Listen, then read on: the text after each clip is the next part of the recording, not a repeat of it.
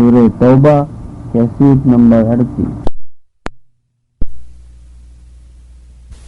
اللهم صل على سيدنا محمد وعلى آل سيدنا محمد كما صليت على إبراهيم وعلى آل إبراهيم في العالمين إنك حميد مجيد۔ قال الله تبارك وتعالى في كلامه المجيد: أعوذ بالله من الشيطان الرجيم، بسم الله الرحمن الرحيم۔ إن عدة الشهور عند الله 12 شهرا في كتاب الله يوم خلق السماوات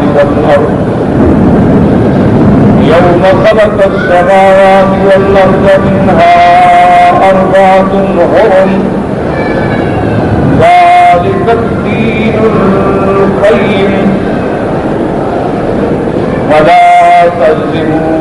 فيهن أنفسكم وقاتلوا المشركين كافة كما يقاتلونكم كافة واعلموا أن الله مع المتقين۔ اب ان آیات مبارکہ میں جو سورۃ توبہ کی آیات ہیں، اللہ تبارک و تعالی مشرکین کی زمانہ جاہلیت کی بعض عادات جاہلیت کا ذکر فرماتے ہیں۔ جیسا الحمدللہ آپ نے سورت میں پڑھا ہے کہ ابتدا سے اس کا تعلق جو ہے براءۃ المشرکین سے ہے۔ اس کے بعد ذکر آیا تھا اہل کتاب میں سے یہود و نصارہ کا،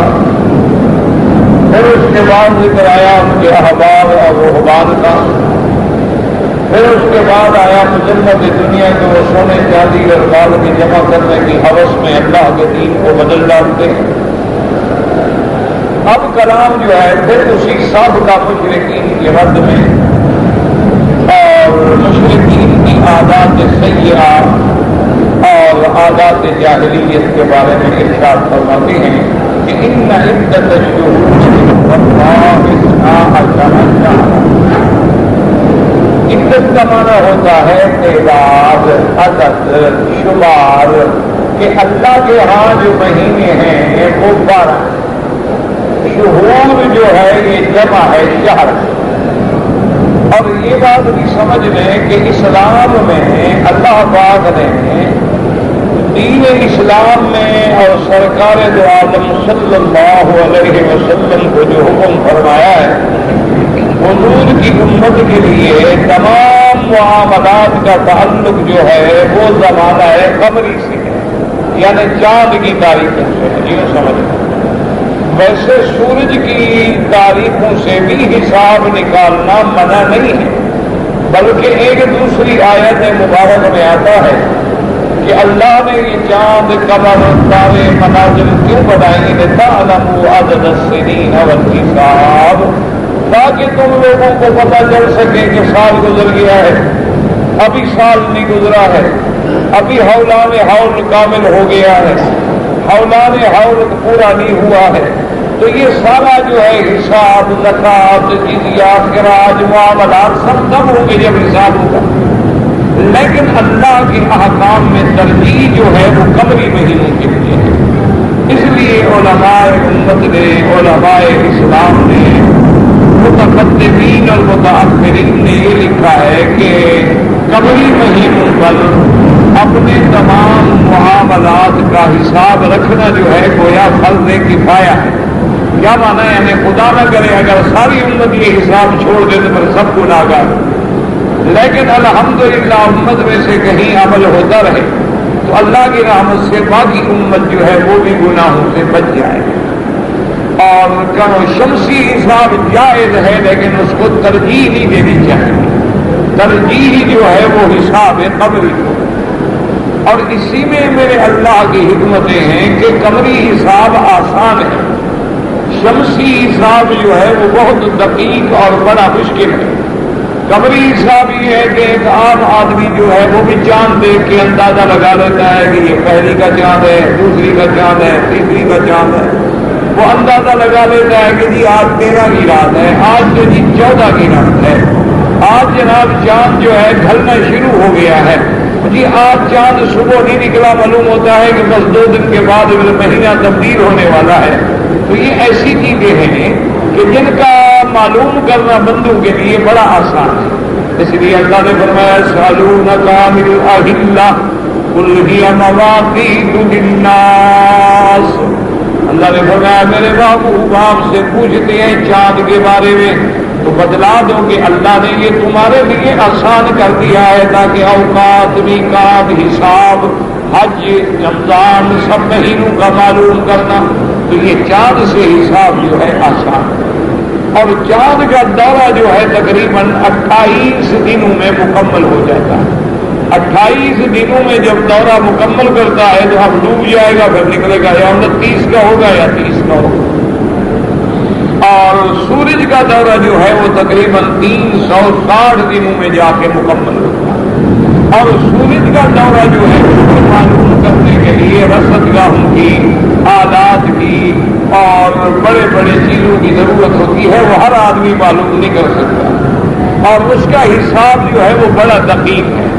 اب جیسے کہ بعض ممالک ایسے بھی ہیں، میں ابھی اسی ختم نبوت کے سفر میں اس ملک میں گیا ہوں جہاں 6 مہینے کا دن ہے اور 6 مہینے کی رات ہے، تو 6 مہینے پورے سورج کھڑا ہے، رات ہوتی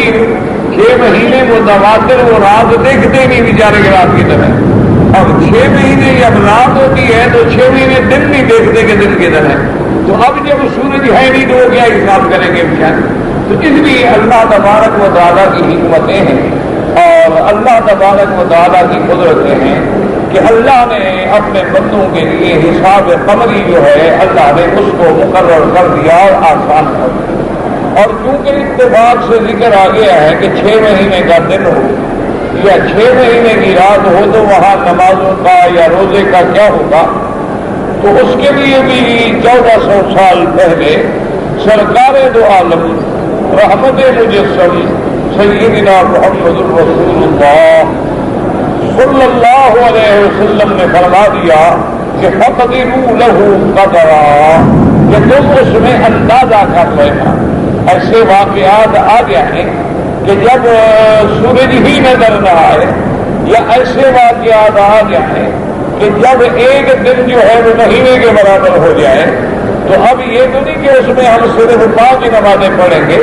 بلکہ حضور پاک صلی اللہ علیہ وسلم نے فرمایا کہ تم اپنا حساب خود لگا لینا۔ کیا مانا؟ اب اس کے ساتھ جو ملک ہے وہاں دیکھو کہ فجر کب ہوتی ہے، ظہر کب ہوتی ہے، عصر کب ہوتی ہے، مغرب کب ہوتی ہے اور عشاء کب ہوتی ہے۔ اس کو کہتے ہیں اقرب المطالع، کہ جو تمہارے ملک میں، جیسے وہ ملک ہے اب ناروے کا جو ملک ہے، تو اس کے ایک کونے میں تو 6 مہینے کا دن رات ہے اور باقی پورے ملک میں دن رات حساب سے ہے، تو اس لیے ان کو باقی حساب کے مطابق اپنے اوقات بنا لیں گے کہ بھئی یہ 24 گھنٹے کا دن رات ہو گیا، اس میں فجر فلاں وقت ہوگی، ظہر فلاں وقت ہوگی، عصر فلاں وقت ہوگی، مغرب فلاں وقت ہوگی، عشاء فلاں وقت۔ اسی طرح بھی رمضان کا روزہ ہے کہ صبح صادق جو ہے فلاں وقت میں ہوگی اور اس کے بعد ہم کھانا پینا بند کر دیں گے، اور اس کے بعد غروب شمس جو ہے وہ اتنے گھنٹے کے بعد ہوگا، تو گویا کہ غروب ہو گیا، تاکہ وہ عبادات جو ہیں اسی اندازے کے مطابق ہوتی رہیں گی۔ اسی لیے اچھا بعض علاقے ایسے بھی ہیں کہ وہاں پر یہ ہوتا ہے عام طور پہ کہ 11 بجے عشاء کی نماز ہوتی ہے، 11 سوا 11 ساڑھے 11 بجے رات کو عشاء کی نماز ہوتی ہے۔ اچھا اللہ کی شان یہ ہے کہ 12:30 بجے صبح صادق ہو جاتی ہے، تو وہاں جو لوگ عشاء کی نماز پڑھنے آتے ہیں مسجد میں بیٹھ جاتے ہیں، نماز پڑھ لی، سنتیں پڑھ لی، اپنے قرآن شریف پڑھتے رہے، کوئی سبق پڑھتا رہا، 12:30 بجے صبح کی اذان ہو گئی اور 1 بجے نماز فجر کی پڑھ کے گھر چلے گئے، اور گھر جانے کے بعد آرام سے سو گئے، چونکہ انہوں نے تو پھر 9 بجے ڈیوٹی پہ جانا ہے نا، 7 گھنٹے ان کے پاس موجود ہیں، تو اس لیے بہرحال تو ایسے حالات میں یہ سب اللہ تبارک و تعالیٰ کی حکمتیں ہیں اور اللہ تبارک و تعالیٰ کے احکامات ہیں۔ اور اسی میں یہ مسئلہ بھی ہو گیا کہ قرآن نے یہ فرما دیا کہ اللہ نے 12 مہینے بنائے ہیں سال میں، ایک سال میں مہینے ہیں 12، ان 12 مہینوں میں 4 مہینے جو ہیں وہ منہا اربعۃ حرم، 4 مہینے ہیں حرام، 4 مہینے ہیں حرمت والے۔ کیا مانا کہ ان 4 مہینوں میں جنگ، قتال، لڑائی سب حرام، بالکل بند۔ اور 4 مہینے حرمت والے کیا مانا کہ ان میں اگر آپ عبادت کریں گے تو ثواب زیادہ ہوگا، اور ان میں اللہ معاف کرے گناہ کریں گے تو پھر اسی پر معاوضہ بھی زیادہ ہوگا، کیونکہ وہ حرمت والے مہینے ہیں، اللہ کے ہاں وہ بڑے عزت و تکریم والے مہینے ہیں، تو ان کو کہا جاتا ہے اربعۃ حرم۔ اچھا، وہ اربعۃ حرم 4 مہینے کون سے ہیں؟ یاد رکھو 3 مہینے جو ہیں وہ تو متواتر ہیں، علماء نے کہا ہے کہ ذی القعدہ، ذی الحجہ اور محرم، یہ 3 مہینے تو لگاتار ہو گئے، اور 1 مہینہ جو ہے وہ دور ہے رجب، تو یہ 4 مہینے ہیں حرمت والے مہینے، یعنی 3 مہینے جو ہیں وہ تقریباً متوالی ہیں کہ ذی القعدہ ہے، ذی الحجہ ہے اور محرم ہے، تو رجب جو ہے وہ دور ہے، تو یہ 4 مہینے جو ہیں حرمت والے مہینے ہیں، ان میں قتال بھی منع ہے اور ان میں عبادات کا ثواب بھی اللہ کے ہاں زیادہ ہے۔ اور اب دیکھیں کہ زمانہ جاہلیت میں مشرکین جو تھے وہ اپنے آپ کو ملت ابراہیم علیہ السلام کی طرف منسوب کرتے تھے، وہ کہتے تھے کہ ہم سب جو ہے ملت سیدنا ابراہیم الخلیل علیہ السلام پر ہیں، اور ہم سیدنا ابراہیم علیہ السلام کے بنائے ہوئے گھر کے مجاور ہیں، اور ہم سیدنا ابراہیم علیہ السلام کی اولاد کے قدموں میں جو اللہ نے پانی دیا ہے زمزم کا، اس کے پلانے والے ہیں اور حج کرنے والے ہیں، تو وہ بھی ان 4 مہینوں کو مانتے تھے، یعنی ان کے نزدیک بھی یہ 4 مہینے بڑی حرمت والے تھے کہ اس میں وہ قتال بھی نہیں کرتے تھے اور ان کو عزت و اکرام کی نظر سے بھی دیکھتے تھے۔ لیکن چونکہ جاہلیت بڑھے گی، جاہلیت ہوتی ہے، یاد رکھیں کہو تو کفر ہے نا، اندھیرے جو ہوئے، تو ان لوگوں کی اس زمانے میں گزر اوقات کیا تھی کہ لوٹ مار، لڑائی جھگڑا، قتال، شراب، جنگیں، تو اب وہ کیا کرتے کہ بھئی ایک قبیلے پہ چڑھائی ہو گئی اور آگے مہینہ آ گیا ہے محرم کا، تو وہ مہینہ بدل دیتے، وہ کہتے نہیں نہیں بھائی یہ محرم نہیں ہے، یہ مہینہ جو ہے محرم اس کے بعد والا ہوگا، یہ سفر ہے، سفر پہلے آ گیا، محرم بعد میں ہو گیا، تو وہ مہینے کو مقدم مؤخر کر دیتے ہیں۔ اچھا، کبھی ایسا بھی ہوتا تھا کہ بھئی پورا 10 مہینے گزر گئے لڑائی میں، باقی 2 مہینے رہے، تو بھی اب 4 مہینے پورے کیسے کریں؟ وہ کہتے ہیں یہ سال ہی 14 مہینے کا ہے، وہ کہتے ہیں کہ یہ سال جو ہے نا اس دفعہ 14 مہینے کا ہو گیا، تو لہٰذا 2 مہینے وہ اور 2 مہینے اگلے سال والے اسی سال میں ہم ڈال دیں گے۔ تو اس کی تردید میں اللہ تبارک و تعالیٰ نے قرآن نازل فرمایا کہ میرے محبوب صلی اللہ علیہ وسلم ان مہینوں کا مقرر کرنا اللہ کے حکم سے ہے، اور یہ مہینے آج سے مقرر نہیں کیے گئے، فی کتاب اللہ، ازل سے یہ کتاب لوح محفوظ میں محفوظ کر دیے گئے، اور اللہ کے علم میں تو پہلے سے بھی تھے، لیکن ان کو جاری کب کیا گیا؟ یوم خلق السماوات والارض، جس دن اللہ نے آسمانوں اور زمین کو پیدا کیا، تو اب حساب آئے گا، اس وقت سے یہ 4 حرم ہیں، تو اس میں کسی کو تبدیل کرنے کا یا کسی کو تاخیر کرنے کا کوئی حق نہیں ہے، بلکہ اللہ کے ان احکام کو بدلنا جو ہے وہ کفر ہے اور اللہ کے احکام کا انکار۔ اس کی وجہ یہ ہے کہ اگر ہم آگے پیچھے کریں گے تو رمضان بھی آگے پیچھے ہو جائے گا، اور اگر ہم آگے پیچھے کریں گے تو حج بھی آگے پیچھے ہو جائے گا۔ حتیٰ کہ بڑا عجیب لطیفہ ہے کہ جب سیدنا حضرت ابو بکر الصدیق رضی اللہ تعالیٰ عنہ تشریف لے آئے حج کرنے کے لیے، تو کافروں کے نزدیک وہ مہینہ جو ہے ذی القعدہ کا تھا، وہ کہتے تھے کہ اس دفعہ حج جو ہے ہم ذی القعدہ میں کر رہے ہیں۔ لیکن جب میرے مدنی پاک تشریف لے آئے، جب سرکار دو جہاں رحمت دو جہاں سیدنا محمد الرسول اللہ صلی اللہ علیہ وسلم تشریف لے آئے، تو اللہ کی شان یہ ہے کہ وہ مہینہ حج ہمارا تو ذی الحج میں ہوگا، لیکن کافروں کے نزدیک بھی وہ ذی الحج تھا۔ اس لیے حضور صلی اللہ علیہ وسلم نے فرمایا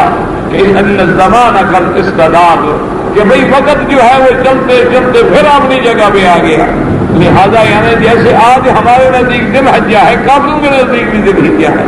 تو لہذا حضور صلی اللہ علیہ وسلم کا حج مبارک جو ہے اور ہر مسلمان کا حج جو ہے وہ ذی الحجہ میں ہوتا ہے۔ تو یہ 12 مہینے اور ان کی ترتیب جو ہے یہ ترتیب عدل میں ہے اور اللہ تبارک و تعالیٰ کے حکم سے ہے۔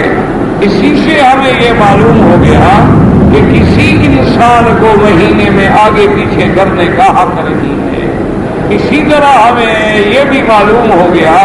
کہ جو لوگ خود تاریخیں بنا لیتے ہیں کہ یہ 30 ہے اور یہ 7واں ہے،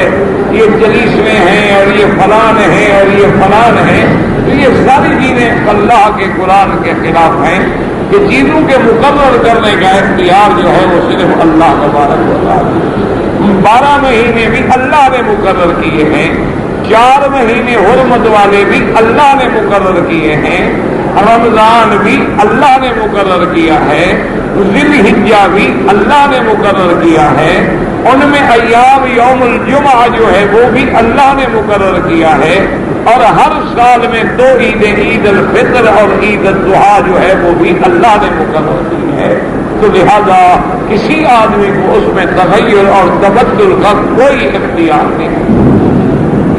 تو ان آیات مبارکہ میں اچھا ایک بات یاد رکھیں کہ 4 مہینے میں قتال بھی بند تھی اور حرمت بھی تھی،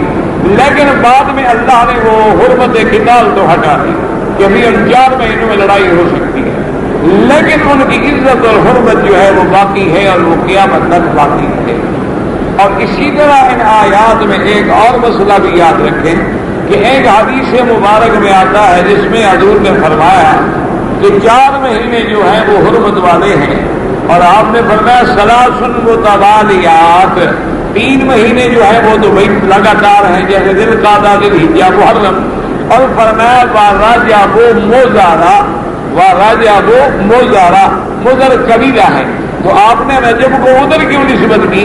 کہ کبھی کبھی مکے والے جو ہیں وہ کہتے تھے یہ رمضان جو ہے یہ رجب ہے، کبھی رجب کو رمضان کہہ دیتے تھے، لیکن قبیلہ مضر والے جو ہیں وہ جمادی الثانی اور شعبان کے درمیانے مہینے کو رجب کہتے تھے۔ تو اس لیے حضرت نے فرمایا بھی اصل رجب وہی ہے کہ جمادی الاولیٰ گزر جائے، جمادی الثانی گزر جائے، اس کے بعد رجب ہوگا، رجب کے بعد شعبان ہوگا، اور شعبان کے بعد رمضان ہوگا، اور اس کے بعد پھر اشہر حج ہوں گے، شوال، ذی القعدہ اور ذی الحجہ، اور اس کے بعد پھر ماہ محرم ہوگا۔ تو یہ ترتیب جو ہے یہ اللہ نے قائم کر دی ہے اور حضور صلی اللہ علیہ وسلم نے امت کو سمجھا دی ہے۔ تو ان آیات مبارکہ میں اللہ نے اسی تفصیل کا ذکر فرمایا ان عدت الشہور عند اللہ 12 شہرا فی کتاب اللہ، اللہ کا تبارک و تعالیٰ نے فرمایا کہ اللہ کے یہاں جو تعداد ہے مہینوں کی وہ 12 مہینے فی کتاب اللہ، یعنی ازل سے لوح محفوظ میں اللہ نے لکھ دیا ہے۔ یوم خلق السماوات والارض منها 4 حرم، جس دن اللہ نے پیدا کیا زمینوں کو آسمانوں کو اور ان میں 4 مہینے عزت والے، ذالک الدین القیم، سال کے 12 مہینے ماننا، ان میں 4 حرمت والے ماننا، یہی سیدھا دین ہے۔ فلا تظلموا فیہن انفسکم، خبردار اپنی جانوں پہ ظلم نہ کرو۔ وقاتلوا المشرکین کافۃ کما یقاتلونکم کافۃ، اور کافروں سے جہاد کرو سب کے سب تمامی مل کر جیسے وہ مل کے تم سے لڑتی ہیں۔ وَاعْلَمُوا أَنَّ اللَّهَ مَعَ الْمُتَّقِينَ، اور جان لو کہ اللہ کی نصرت، اللہ کی معیت جو ہے وہ اللہ کے ڈرنے والوں، اللہ تبارک و تعالیٰ کی نافرمانی سے بچنے والوں کے لیے۔ قال الإمام أحمد حدثنا إسماعيل قال أخبرنا أيوب قال أخبرنا محمد بن سيرين عن أبي بكر أن النبي صلى الله عليه وسلم خطب في حجته فقال ألا إن الزمان قد استدار كهيئته يوم خلق الله السماوات والأرض، السنة 12 شهرا منها 4 حرم، 3 متماليات، ذو القعدة وذو الحجة والمحرم، ورجب مضر الذي بين جمادى وشعبان، ثم قال أي يوم هذا. اب امام احمد رحمۃ اللہ علیہ نے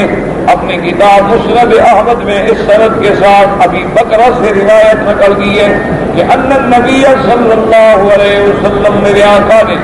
حجۃ الوداع کے موقع پہ جب خطبہ فرمایا آپ نے فرمایا لا ان الزمان قد استدار کہ لوگوں آج زمانہ اور وقت جو ہے وہ ہر پھر کے اپنی اصلی جگہ پہ آ گیا ہے کحیتی یوم خلق اللہ السماوات والارض اسی طریقے پہ جس پہ اللہ نے آسمانوں کو اور زمین کو پیدا فرمایا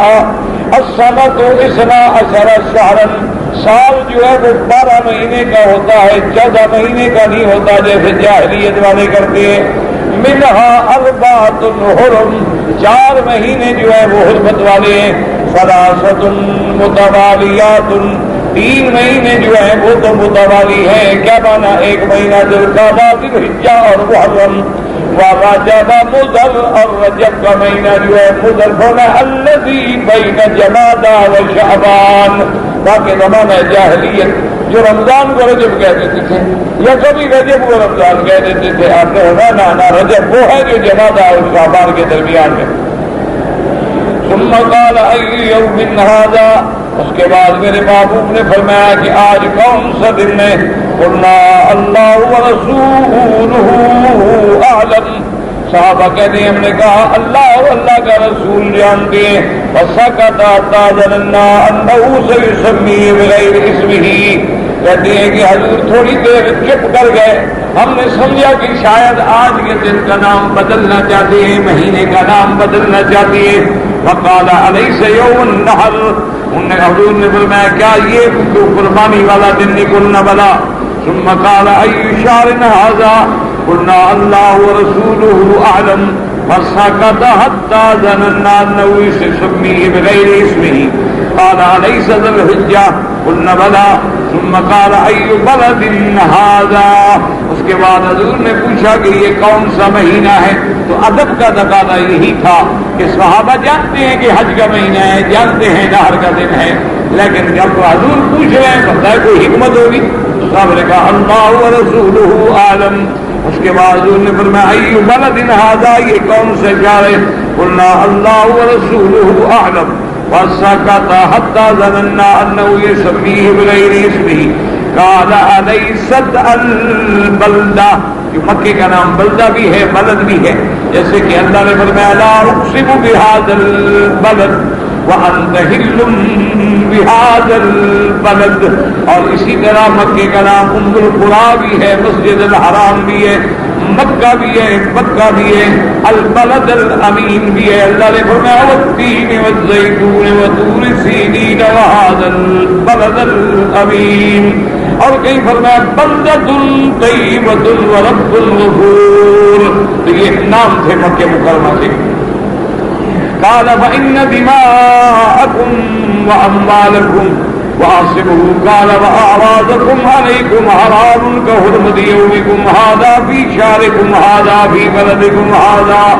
میرے آقا نے فرمایا تو خبردار سن لو کہ تمہارے خون تمہارے مال تمہاری عزتیں اور سب تم پر ایک دوسرے پہ حرام ہے یعنی کوئی مسلمان کسی کو قتل نہ کرے کوئی مسلمان کسی کی عزت نہ لوٹے کوئی مسلمان کسی کا مال نہ چرائے مال نہ لوٹے ہم سب اللہ نے حرام کر دیا ہے جیسے آج کا دن ہم حرام ہے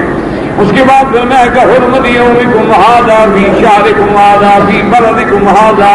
فستلقون ربکم فیسألکم عن اعمالکم ادا ترجعوا بعدی ضلالا یضرب بعضکم رقاب بعض الا هل بلغت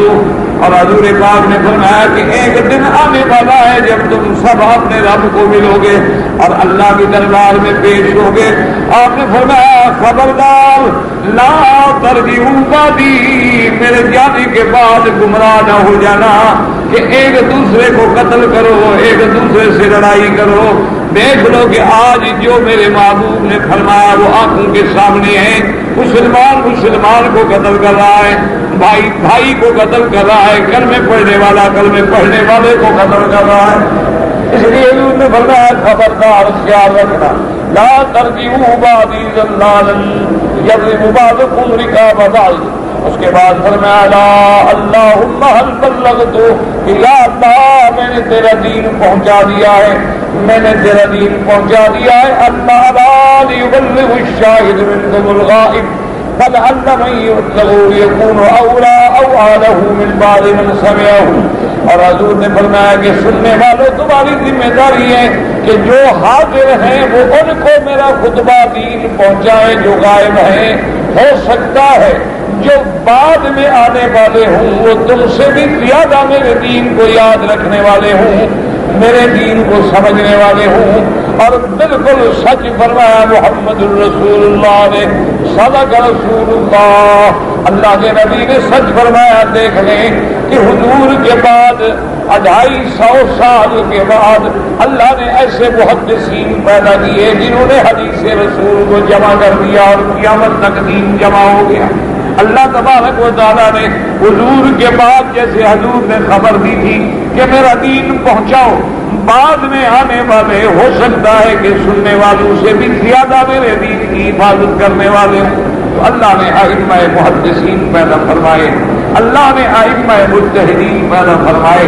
اللہ نے ائمہ فقہا پیدا فرمائے جنہوں نے دین محمد مصطفیٰ کا گلدستہ بنا کر امت کو پیش کر دیا ہے کہ آج امت کے لیے کتنی آسانی ہے کہ جو مسئلہ دیکھنا ہے فوراً کتاب کھولیں اور مل جائے گا.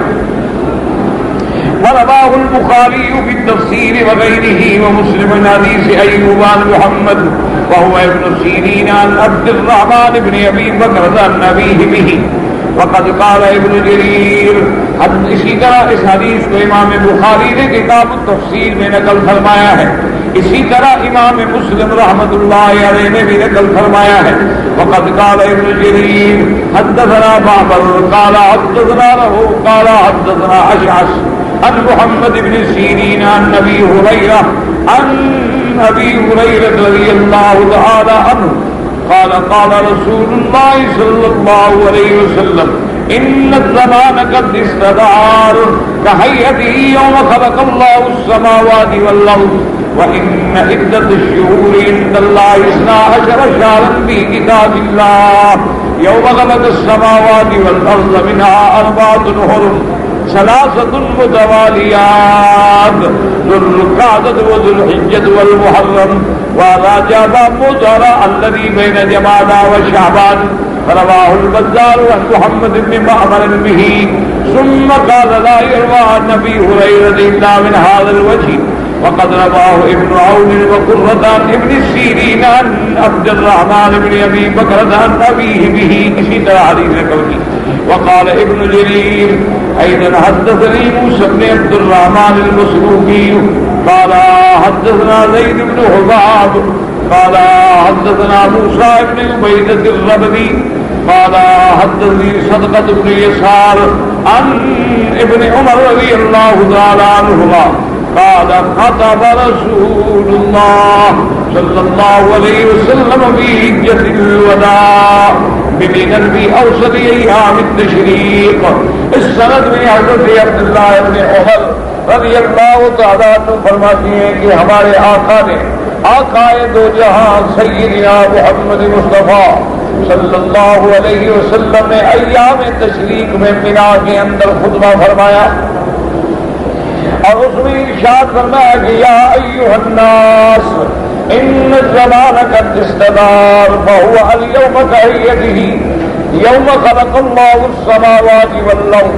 وان عدة الشهور عند الله 12 شهرا منها 4 حرم اولهن رجب مضر بین جمادى وشعبان. اولها رجب کا کیا معنی؟ یعنی اب جب گنتی کریں گے تو رجب پہلے آئے گا اور ذوالقعدہ ذو الحجہ محرم بعد میں آئیں گے. اس سے پہلا اول سال کا محرم ہے، لیکن اول یعنی باعتبار اشہر الحرم کہ اشہر حرم 4 مہینے ہیں تو ان کا پہلا کیا ہو گیا رجب، کیونکہ رجب پہلے آ گیا. پھر آئے گا ذوالقعدہ، پھر آئے گا ذو الحجہ، پھر آئے گا محرم. اس لیے فرمایا کہ اولهن رجب مضر بین جمادى وشعبان وذو القعدة وذو الحجة والمحرم. وروى ابن مردوي من حديث موسى بن عبيدة بن عبيد الله بن دينار عن ابن عمر رضی اللہ تعالی عنہما مثلہ ونحوہ. وقال حماد بن سلمة حدثني أبي بن زيد عن أبي حمزة الرقاشي عن أمه وكانت له صحبة قال كنت آخذا بزمام ناقة رسول اللہ. یہ راوی کا کمال ہوتا ہے کہ اس وقت کو بھی یاد کرتا ہے. کہتا ہے یہ بات میں نے تب سنی جب میں نے حضور کی اونٹنی کی باغ پکڑی ہوئی تھی. یعنی میں قریب تھا, مجھے یاد ہے میں نے اتنے قریب سے یہ بات سنی ہے کہ آپ نے مینا میں خطبہ فرمایا اور میں نے حضور صلی اللہ علیہ وآلہ وسلم کی اونٹنی کی زمام پکڑی ہوئی ہے اور اس کے بعد بھی ہے حدود الناس عنہ, اور میں لوگوں کو ہٹا رہا تھا ابھی تقریب قریب نہ آئے. وقال رسول اللہ صلی اللہ علیہ وسلم الا ان الزمان قد استدار كهيئته يوم خلق الله السماوات والارض ان عدة الشهور عند الله 12 شهرا في كتاب الله يوم خلق السماوات والارض منها 4 حرم فلا تظلموا فيهن انفسكم. وقال سعيد بن منصور قال حدثنا ابو معاوية عن الكلبي النبي صالح ان ابن عباس في قوله تبارك وتعالى منها 4 حرم.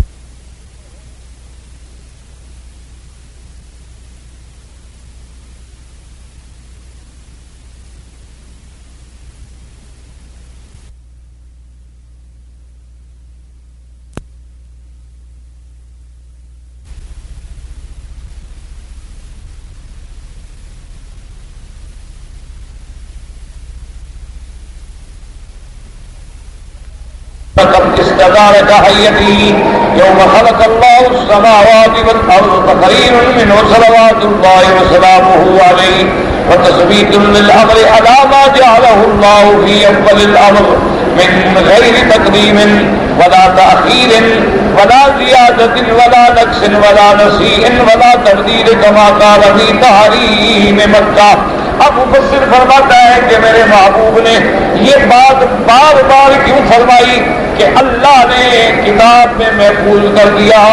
اس دن سے جب آسمان زمینوں کو پیدا کیا تو 12 مہینے بنائے 4 حرمت والے, تاکہ یہ بات پکی ہو جائے, یہ بات ثابت ہو جائے اور کوئی ان کو مقدم مؤخر نہ کرے, کوئی اس میں زیادتی کمی نہ کرے کہ جب چاہا مہینہ بدل ڈالا, جب چاہا تو سال 14 مہینے کا بنا دیا, جب چاہا تو رجب کو رمضان بنا دیا. اس لیے حضور نے بار بار فرمایا, اور جیسے فرمایا نسی کا منع ہوتا ہے تاخیر کرنا. تحریم مکہ میں فرمایا ان ھذا البلد, یہ مکہ مکرمہ حرمہ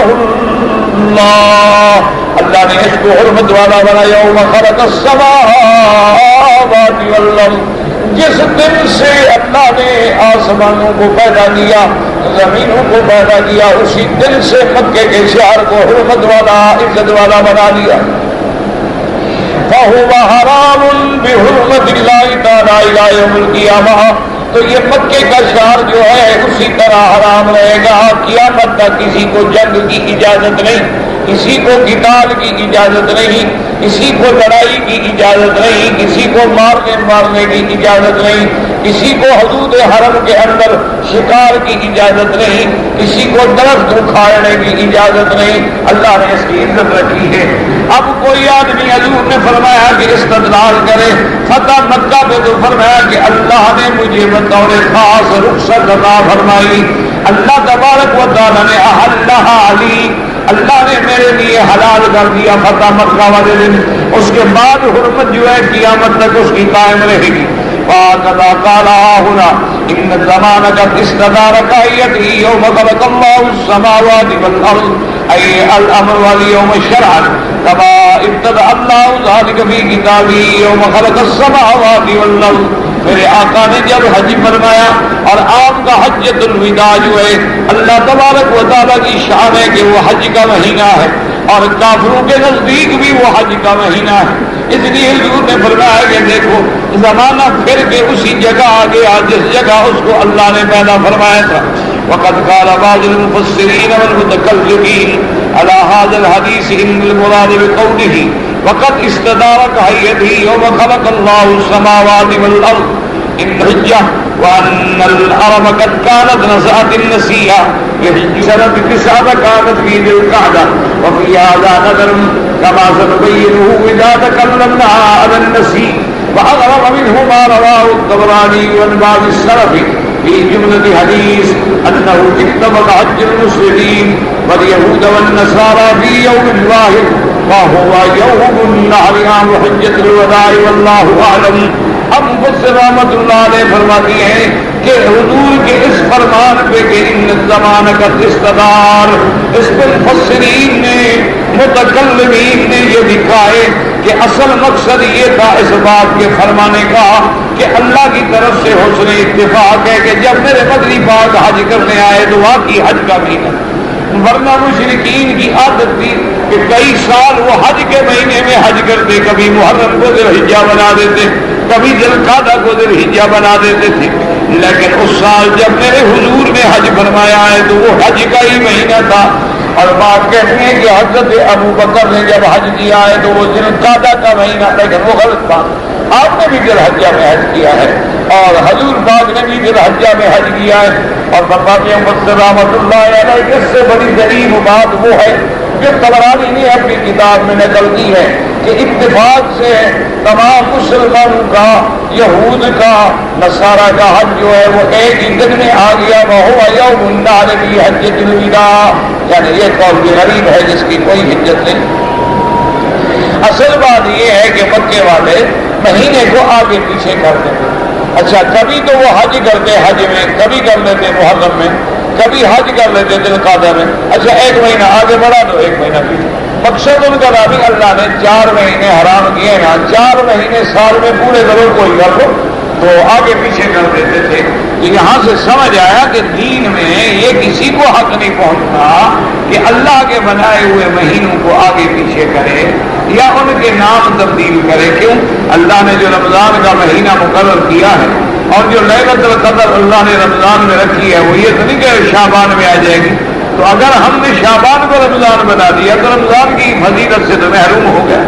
اسی طرح اللہ تبارک و تعالیٰ نے اشہر ذی الحجہ کی جو برکات رکھی ہے، اگر نعوذ باللہ ہم نے شوال کو ذی الحج بنا دیا تو وہ برکات جو ہے اشہر ذی الحجہ کی میں اللہ کے احکام میں، اللہ کے اوامر میں کسی کو کسی تبدیل کرنے کا کوئی حق نہیں. اللہ نے جس کو حلال کیا وہ حلال ہے، اللہ نے جس کو حرام کیا وہ حرام ہے. اللہ نے جن مہینوں کو حرمت بخشی وہ حرمت والے ہیں. اللہ تبارک و تعالیٰ نے ہر مہینے کی شان رکھی ہے. اب دیکھیں محرم کے مہینے میں جو روزہ ہے ماشاءاللہ، یعنی 9 محرم اور 10 محرم کا اتنا بڑا ثواب ہے. اسی طرح اللہ نے 10 راتیں ذی الحجہ کی رکھی ہیں. حضور نے فرمایا اتنا بڑا ثواب ہے عمل صالح. ہاں اگر کوئی بندہ اپنی سواری لے کر اپنے ہتھیار لگا کے اللہ کے راستے میں جہاد کرے اور وہی شہید ہو جائے. فصل ذکر شیخ الدین الصحاوی بھی جز ان جمع سماہ المشہور بھی اسماء الایام والشہور ان المحرم سمی بذلك لكونه شهرا محرما وان بانه سمي بذلك تاكيدا لتحريمه لان العرب كانت تتكلم به وتهله عاما حرمات ومحارم ومحارم. اب مفسر رحمۃ اللہ علیہ فرماتے ہیں کہ حضرت علم الدین سخاوی رحمۃ اللہ علیہ نے ایک کتاب لکھی ہے جس کتاب کا نام ہے المشہور فی اسماء الایام والشہور. وجوہات کیا ہیں ان میں انہوں نے فرمایا کہ محرم کا مہینہ محرم کیوں رکھا گیا. انہوں نے فرمایا اس لیے کہ یہ شہر جو ہے حرمت والا شہر ہے تاکہ اس کی تاکید ہو جائے حرمت کی. عرب لوگوں کی عادت تھی کانت تتکلم به، عرب والے جو تھے پلٹتے رہتے تھے، ایک سال محرم بنا دیتے، اگلے سال اسی کو سفر بنا دیتے، اور اس کے بعد اس کی جمع محرمات محارم و محارم و سفر سمي بذلك كل بيوتهم من حين يخرجون الجدار والأسفار يقول سفر المكان إذا خلا فيجمع الأسفار كجمل وأجمال. اب اس نے لکھا ہے علم الدین سخاوی نے کہ سفر کے مہینے کو سفر کیوں کہتے ہیں؟ تو دیکھا سفر کا معنی ہوتا ہے کہ ان کے گھر خالی ہو جاتے تھے، سفر بیوتہم، وہ لوگ قتال کے لیے، لڑائیوں کے لیے، بھائی محرم میں تو لڑائی بند ہے نا، سفر آیا تو نکل پڑے لوٹ مار کے لیے، تو گھر میں خالی ہے، اس لیے اس مہینے کو سفر کہا جاتا ہے۔ جیسے کہ جمل کی جب جمع اجمال ہے، سفر کی اسفار ہے۔ فشار ربیع الاول سمی بذلك لارتباطهم فيه والارتباط الإقامة في إمارة الربيع ويجب على أربع كنسيب وأنساب وعلى أربع كرغيف وأرغفا۔ اور ربیع الاول کو ربیع الاول کیوں کہتے ہیں؟ کہتے ہیں کہ ربیع الاول میں وہ لوگ رہتے تھے، اقامت کرتے تھے روحوں میں، تو وہاں ٹکنا اور اقامت کرنا اور فصلات کا لے نہانا، اس لیے اس کو ربیع کہا گیا۔ اس کی جمع اربعہ بھی آئی ہے کا نصیب و انصبا، اور اس کی جمع اربعہ بھی آئی ہے کا رغیف و ارغفا۔ وربیع الاخر کا اول جمادہ سمی بذلک لجمود الماء فی۔ جمادہ الاول اس مہینے کو جمادہ کیوں کہتے ہیں؟ کہتا ہے اس میں ٹھنڈ شروع ہو جاتی، پانی جمنا شروع ہو جاتا۔ اور اس کے بعد اللہ نے کہا وکان الشہور فی حساب لا تدور وفی هذا نظر اذ كان الشهور منوطة بالاهلة فلا بد من دورانها ولعلهم سموه بذلك اول ما سمع انه وجود الماء في البرد كما قال الشاعر۔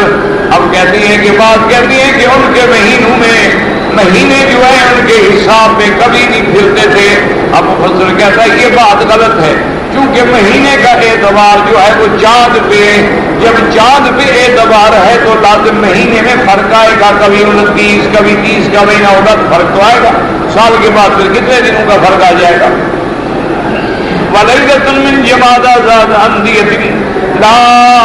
يُبْصِرُ الْعَبْدُ فِي ظُلُمَاتِهَا حَتَّى نَبَا لَا يُنبَهُ الْقَلْبُ فِيهَا غَيْرُ وَاحِدَةٍ حَتَّى يُدْفَ عَلَى خُرْطُومِهِ الذَّنَبَا۔ کہ لیلہ جو ہے من جمادیہ، شاعر کہتا ہے کہ اس میں کوئی بندہ اندھیری کی وجہ سے خیمے بھی نہیں دیکھ سکتا اور اس میں کتے بھی نہیں بھونکتے۔ ہاں معلوم ایسے ہوتا ہے کہ جیسے ہم نے اپنی دم کو اپنے منہ پہ باندھ لیا ہو اور خاموش ہوں۔ وَيَجْمَعُ جَمَادِيَاتٍ وَحُبَارًا وَحُبَارِيَاتٍ وَقَدْ يُذَكَّرُ وَيُؤَنَّثُ وَيُقَالُ جَمَادِ الْأُولَى وَالْأَوَّلُ جَمَادِ الْآخِرُ وَالْآخِرَةُ الرَّجَبُ مِنَ التَّرْجِيبِ وَهُوَ التَّعْظِيمُ وَيَجْمَعُ عَلَى أَرْجَابٍ وَرَجَابٍ وَرَجَبَاتٍ۔ رجب کو رجب کیوں کہتے ہیں؟ کہتے ہیں ترجیب تعظیم کی وجہ سے کہ یہ عظمت والا مہینہ ہے، یہ حرمت والا مہینہ۔ شعبان من تشعب القبائل وتفرق الغارة ويجمع شعبین و شعبانات۔ اب کہتا ہے شعبان کو شعبان کیوں کہتے ہیں؟ کہ اس کے اندر قبائل جو تھے وہ پھٹ جاتے تھے، ادھر نکل گیا ادھر نکل گیا، لڑائی پہ نکل گیا۔ ورمضان من شدت الرمضاء وهو الحر۔ رمضان کو رمضان کیوں کہتے ہیں؟ کہتا ہے گرمی کی شدت کی وجہ سے، کہ جب شدت حر کی وجہ سے پاؤں جلنے لگتے تھے، کہتے تھے رمضت الفصال، کہ جانور کے بچے کے پاؤں گرمی سے جلنے لگے۔ اور اس کے بعد اذا عطشت وجوالا رمضانات، رمضان رماضین والرمضہ، اس کی جمع رمضانات بھی ہے، رماضین بھی ہے، وارمضہ بھی ہے۔ قال وقول من قال انه اسم من اسماء الله خطا لا يعرج عليه ولا يلتفت اليه۔ بعض علماء نے فرمایا کہ رمضان اللہ کے ناموں میں سے ایک نام ہے، لیکن یہ قول بالکل غلط ہے، قابل حجت التفات ہی نہیں۔ قد ور فی حدیث ولكنه ضعیف وبینته فی اول کتاب الصیام۔ شوال من شالت الابل باذنابها للتراخی وَيُجْمَعُ عَلَى شَوَّالَ وَشَوَالِيرَ وَشَوَّالَاتِ۔ شوال کو شوال کیوں کہتے ہیں؟ کہ اس میں اونٹنیاں جو ہیں بے اذنابیا اپنی دمیں اٹھا لیتی ہیں جماع کے لیے، یعنی ان مہینوں میں ان کی شہوت کے دن ہوتے ہیں، اس لیے عربی اس کو کہتے ہیں۔ اس کی جمع شوال بھی ہے، شواویل بھی ہے، شوالات بھی ہے۔ القعدۃ بفتح القاف وقلت وكسرها القعدة لخلودهم في القتال والترحال ويجب على ذوات القعدة۔ اور ذی القعدہ کو ذی القعدہ کیوں کہتی ہیں؟ کہتا ہے یہ بیٹھنے کا مہینہ تھا، یعنی جنگ سے بیٹھ گئے، اب لڑائی نہیں کرنی، باہر نہیں نکلنا، قتال نہیں کرنا، تو ذی القعدہ ہو گیا۔ اب فرماتی الحجۃ بکسر الحاء قلت وفتحها، الحجہ بھی ہے الحجہ بھی ہے، اس کے دونوں یعنی زبر کے ساتھ بھی اور کسر کے ساتھ بھی. سمی بذلک لإقامة الحج وفیہ ویجمع على ذوات الحجۃ. کہتا ہے مفسر رحمۃ اللہ علیہ ذی الحجہ کو ذی الحجہ کیوں کہتی ہیں کہ حج کی ادائیگی اسی مہینے میں ہوتی ہے، اس لیے اس کو کہتے ہیں ذی الحجہ. وَأَمَّا أَسْمَاءُ الْأَيَّامِ، یہ تو مہینوں کے نام تھے نا، اب ہے دنوں کے نام. اولها الاحد، پہلا جو ہے ایک، وَيَجْمَعُ عَلَىٰ أَوْحَادٍ وَأَوْحَادٍ آحَادٍ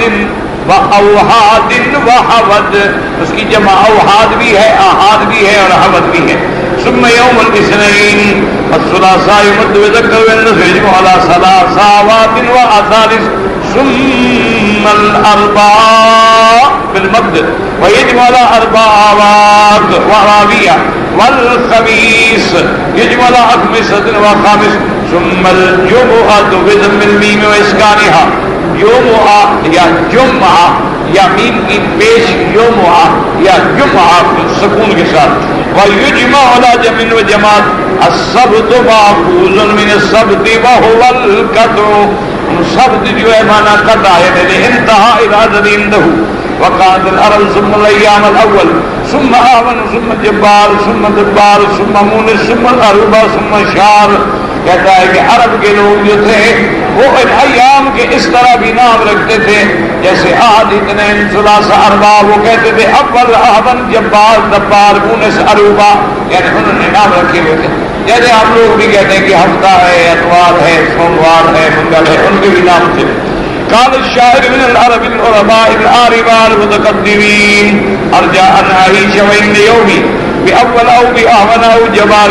او التالي دبار فان فتح ومونس النوع، اور میرے دن کیسے ہوں گے، پہلے اول پھر آون جبار تالی دبار قروبا اور شیار. وقوله تبارك وتعالى منها أربعة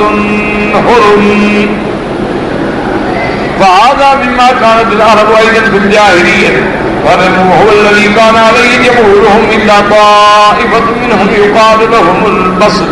كانوا يحرمون من الثلاث 8 أشهر تعمقا. اللہ نے فرمایا کہ ان 12 مہینوں میں 4 مہینے جو ہے وہ حرمت والے ہیں. تو زمانہ جاہلیت میں عرب جو تھے وہ بھی 4 مہینے حرمت والے مانتے تھے، اس میں قتال نہیں کرتے تھے، اپنے باپ کے قاتل کو بھی قتل نہیں کرتے تھے. اور کہتا ہے ان میں بعض جماعت تھی تھوڑی سی، وہ کہلاتے تھے سبل، وہ کہتے تھے کہ 4 مہینے نہیں بلکہ 8 مہینے جو ہے وہ حرمت والے ہیں، وہ زیادہ یعنی ان سے زیادہ گئے. وَأَمَّا قَوْلُهُ ثَلَاثَةَ مُتَوَالِيَاتٍ، وہ 3 مہینے لگاتار کون سے ہیں؟ ذو القعدۃ وذو الحجۃ والمحرم ورجب مضر الذي بين جمادى وشعبان، فإنما أضاف إلى مضر ليبين سير قول في رجب أنه الشهر الذي بين جمادى وشعبان، لا كما تظنه ربيع من أن رجب المحرم. بعض کہتے تھے کہ رجب یا محرم کا نام رجب ہے. وإنما كانت الأشهر المحرمة 4، 4 مہینے حرمت والے 3 سرد وواحد فرد، 3 مہینے جو ہے وہ تو متوالی ہیں اور ایک اکیلا ہے. اور اس کے بعد لأجل أداء مناسك الحج والعمرة وأن قبلهم أشهر الحج شهرا وهو ذي القعدة لأنهم يأخذون فيه القتال، وحرم شهر ذي الحجة لأنهم يوقون فيه الحج ويشتغلون فيه بأداء المناسك، وحرم من بعده شهرا آخر وهو المحرم ليجيئوا فيه إلى أقصى بلادهم آمنين، وحرم رجب في وسط الحول لأجل زيارة البيت والاعتبار به مقدم عليه من أقصى جزيرة العرب فيزوره ثم يعوده إلى وطنه فيه آمنا. اب اللہ کی حکمت یہ ہے کہ پہلے ذی القعدہ کا مہینہ حرام، بھئی ہم بیٹھ گئے، جنگ ختم، ہر چیز آگے حج آ گیا، اس میں حج کریں گے، ذی الحجہ بھی حرام. حج کے بعد پھر سب نے اپنے گھروں کو بھی تو لوٹنا ہے، تو دور دور سے آنے والے قبائل ہیں تو اس میں بھی قتال حرام ہوگی تاکہ ہر کوئی امن کے ساتھ اپنے اپنے گھروں کو لوٹ جائے. اور اس کے بعد درمیان میں پھر آیا رجب، تاکہ رجب کے اندر کوئی بندہ چاہے عمرے کے لیے آنا چاہے مکے میں اور اللہ کے گھر کی زیارت کے لیے تو وہ بھی آ سکے اور اس کو قتال کا کوئی ڈر نہ ہو، لڑائی کا کوئی ڈر نہ ہو۔ اس لیے اللہ تبارک و تعالیٰ نے ان 4 مہینوں کو بڑی حرمت عطا فرمائی ہے اور بڑی عزت عطا فرمائی ہے، اور اللہ تبارک و تعالیٰ نے اس میں لڑائی اور قتال کو جو ہے ہمیشہ کے لیے حرام کر دیا۔ واللہ تعالیٰ عالم بالحکمت۔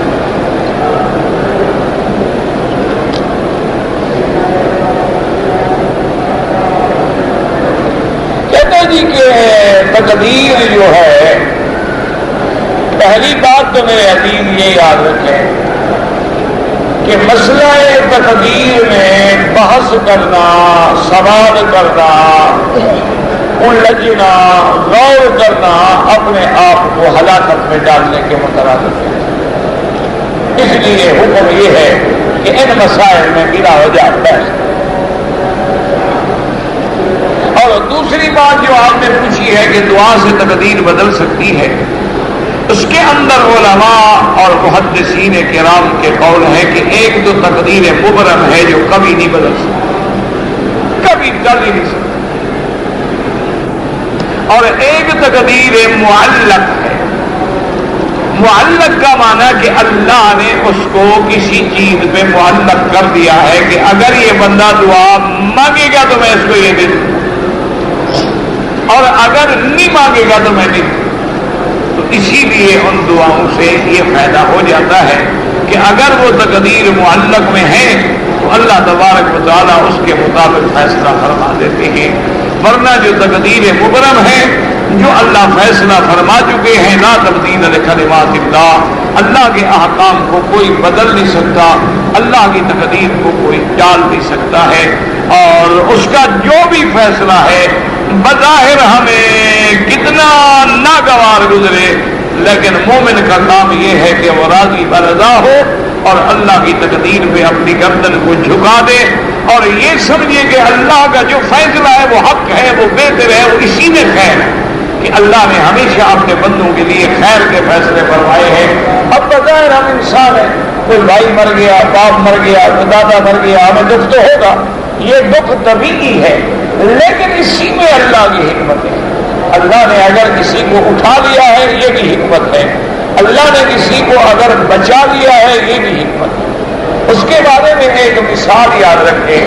کہ جیسے آپ نے دیکھا ہے کہ ایک باغ میں آپ جاتے ہیں تو مالی بڑی محنت کے ساتھ وہاں پودے لگاتا ہے، پھول لگاتا ہے، باڑ لگاتا ہے، درخت لگاتا ہے، پھر رات دن سردی سے بچاتا ہے، گرمی سے بچاتا ہے، حفاظت کرتا ہے، اور جب وہ پودے نکل آتے ہیں تو کینچی دے کے کاٹنا شروع کرتا ہے، کبھی ادھر سے کاٹ رہا ہے، کبھی ادھر سے کاٹ رہا ہے، کبھی ادھر سے کاٹ رہا ہے۔ اب اگر کوئی عام آدمی دیکھنے والا دیکھے، نعوذ باللہ، وہ تو یہ سمجھے گا کہ یہ عجیب آدمی ہے کہ دیکھو اتنا سال 2 سال محنت کرتا رہا، اب لوگ ہے کہ کینچی لے کے کھڑا ہو گیا کاٹ رہا ہے، چونکہ اس کی نظر کاٹنے پر ہوگی، لیکن مالی کی نظر اس باغ کو سرارنے پر ہوگی کہ اگر میں یہ لکڑی نہیں کاٹوں گا تو حسن باقی نہیں رہے گا، اگر میں یہ پتے نہیں کاٹوں گا تو ترتیب باقی نہیں رہے گی، اگر میں یہ چلنے والے گھاس پہ مشین نہیں چلاؤں گا تو پھر یہ برابر نہیں ہوگا اور اس میں حسن و جمال پیدا نہیں ہوگا۔ تو ایک مالی کو بھی اللہ نے اتنا عقل دیا ہے کہ کس پتے کو کاٹنا ہے، کس ٹہنی کو کاٹنا ہے۔ آپ دیکھیں بڑے قیمتی باغ لگاتے ہیں آموں کے، لیکن پہلے سال جب بور لگتا ہے تو خود بخود توڑ دیتے ہیں، بھائی وہ ٹہنی کمزور ہے، اگر آم لگ گئے تو ٹوٹ جائے گا۔ ایک بندے کو اللہ نے یہ حکمتیں دی ہیں، تو اللہ بھی اگر کسی کے بچے کو موت دیتے ہیں، کسی کو حیات دیتے ہیں، کسی کو بیماری دیتے ہیں، کسی کو سکھ دیتے ہیں، کسی کو شفا دیتے ہیں، تو اس کی حکمتیں ہیں۔ بندے کا کام یہ ہے کہ وہ اللہ کی تقدیر پہ راضی رہے، جیسے کہ حضور پاک کے صحابہ کہتے تھے، رضینا باللہ ربا وبالاسلام دینا وبمحمد صلی اللہ علیہ وسلم نبیا۔ اور جیسے حضور نے دعا سکھلائی کہ اللہم لا مانع لما آتیت، میرا اللہ کوئی طاقت روک نہیں سکتی جو تم دینا چاہے، ولا موتی علما منعت، اور کوئی ہمیں دے نہیں سکتا اگر تو روک دے، ولا ينفع ذا الجد منك الجد، اور کوئی نفع اپنی محنت سے نہیں پہنچتا مگر تیرے حکم کے ساتھ۔ ورنہ دیکھ لو کتنے لوگ ہیں سارا دن پتھروں پہ محنت کرتے ہیں اور شام کو 50 ریال ملتے ہیں، اور کتنے جاہل لوگ ہیں ٹیلی فون پہ 2-2 لاکھ ریال کما کے بیٹھ جاتے ہیں، جن کو لکھنا بھی نہیں آتا تو سب کرنا بھی نہیں آتا، کیونکہ اللہ تبارک و تعالیٰ کا نظام ہے، اور بندے کا کام یہ ہے کہ وہ راضی رہے، چونکہ وہ خالق ہے۔ الا لہ الخلق والامر، اپنی مخلوق کے بارے میں بہت زیادہ بہتر جانتا ہے۔ اس لیے بعض بزرگوں نے کہا کہ ہمیں چیونٹیاں بڑی کمزور نظر آتی ہیں، لیکن اللہ اگر ان چیونٹیوں کو پر دے دیتے تو یہ چڑیوں کے بچے بھی کھا جاتی، ایک بھی نہ بچتا۔ تو اللہ نے اگر کسی کو کمزور بنایا ہے تو حکمت ہے، کسی کو طاقتور بنایا ہے تو حکمت ہے، کسی کو غنی بنایا ہے تو حکمت ہے، کسی کو غریب بنایا ہے تو حکمت ہے، کسی کو خوبصورت بنایا ہے تو حکمت ہے، اور کسی کو کبھی بنایا ہے تو حکمت ہے۔ اگر سارے امیر ہوتے تو مزدوری کون کرتا؟ اگر سارے ہی خوبصورت ہوتے تو بدصورتی سے پہچان کیسے ہوتی؟ اگر سارے ہی بدصورت ہوتے تو خوبصورتوں کا مقام کیا ہوتا؟ اگر ہمیشہ رات ہوتی تو دن کو کون پوچھتا؟ اگر ہمیشہ دن ہوتا تو پھر رات کی کیا قیمت ہوتی؟ تو اسی نظام میں اللہ کی تقدیر ہے، اور انسان کو راضی برضا نؤمن بالقدر خیرہ وشرہ من اللہ تعالی والبعث بعد الموت، واللہ اعلم۔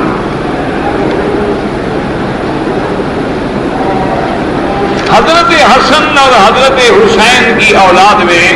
سب سے آخر میں کس نے وفات پائی اللہ عالم، یہ تاریخی معاملات ہے، اس کا قرآن و حدیث سے کوئی تعلق نہیں۔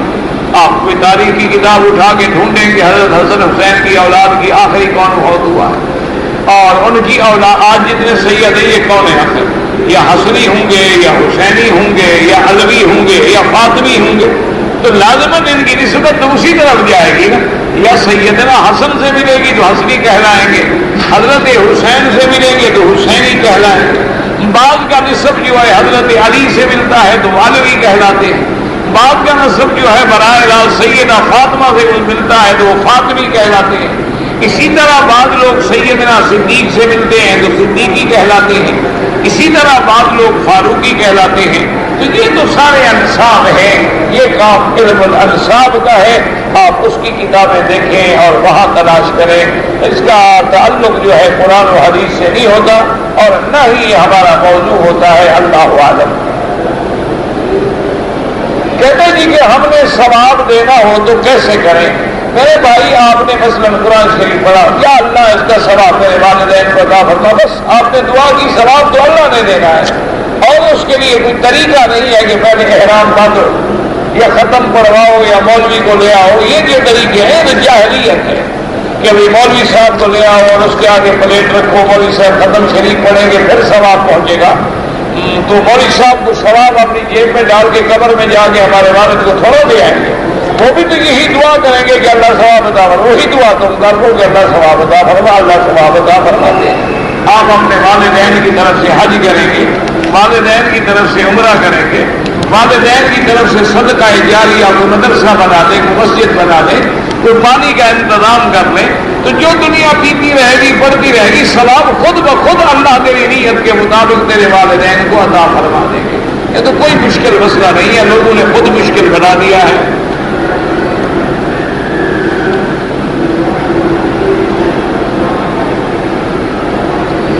میں بیمار ہوں، مجھے پیشاب کی تکلیف ہے، اور کبھی کبھی پیشاب میرے کپڑوں میں بھی نکل جاتا ہے، آپ معذور ہیں، آپ مسجد آ سکتے ہیں، آپ ہر نماز کے لیے نیا وضو کر لیں، مسجد میں آ جائیں، ایک کپڑا احتیاط ساتھ رکھیں تاکہ اللہ کا گھر خراب نہ ہو، اللہ تبارک و تعالیٰ کے گھروں کی حفاظت بھی ضروری ہے۔ تو بہرحال کوئی آپ کے ہاتھ میں نہیں ہے، آپ ایسا کریں گے کہ مثلا مغرب کی نماز کا وقت ہوا، آپ نے وضو کر لیا، اب جب تک عشاء کا وقت شروع نہیں ہوتا وہی وضو کافی ہے، اسی میں نفل پڑھتے رہے، نماز پڑھتے رہے، قرآن پڑھتے رہے، تلاوت کرتے رہے، پھر جب عشاء کی نماز کا وقت آئے تو عشاء کے لیے دوبارہ وضو کر، اور دو کپڑے ہیں کپڑا بدل لیا۔